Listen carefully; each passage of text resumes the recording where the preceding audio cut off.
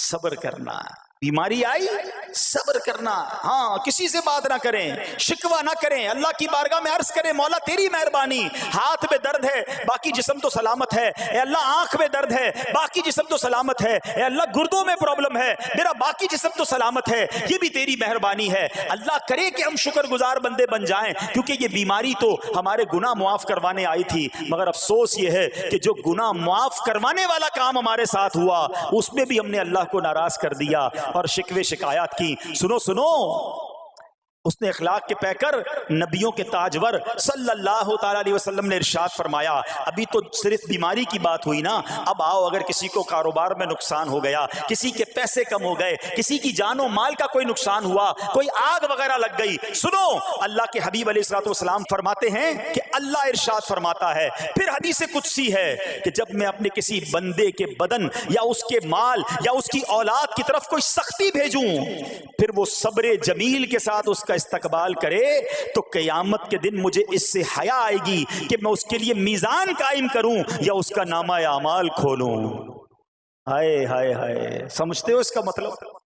اللہ فرما رہا ہے مجھے حیا آئے گی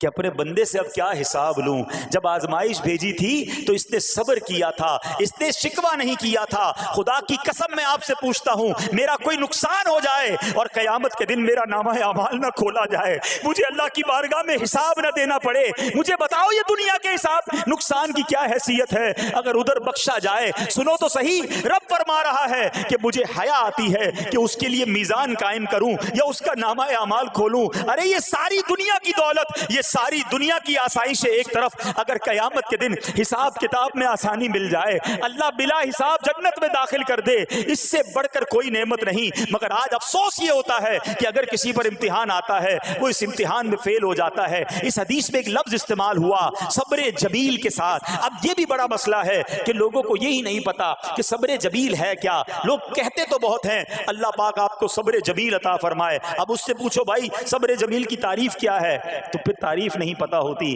یہ کسی جمیل بھائی کا صبر نہیں ہے کہ جس کو صبر جمیل کہا جاتا ہے۔ صبر جمیل کی تعریف سمجھو۔ علماء کہتے ہیں کسی مصیبت زدہ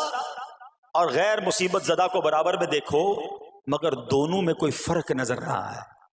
یعنی چہرہ بھی نہ بتائے کہ وہ کسی مشکل میں ہے، اس کی عادتیں بھی نہ بتائیں کہ وہ کسی پرابلم میں ہے، یعنی اس کو دیکھ کر پتہ ہی نہ چلے کہ وہ بڑی مشکل میں ہے۔ فرمایا یہ ہے صبر جمیل۔ مگر آج ہمارا حال یہ ہے، ہمارا چہرہ بتا دیتا ہے بھائی خیر تو ہے، بڑی ٹینشن میں ہو، ہاں یار کیا کروں بس موبائل ٹوٹ گیا، ارے بھائی بڑی چہرے پہ بڑی ہوائیاں اڑ رہی ہیں، بس کیا کروں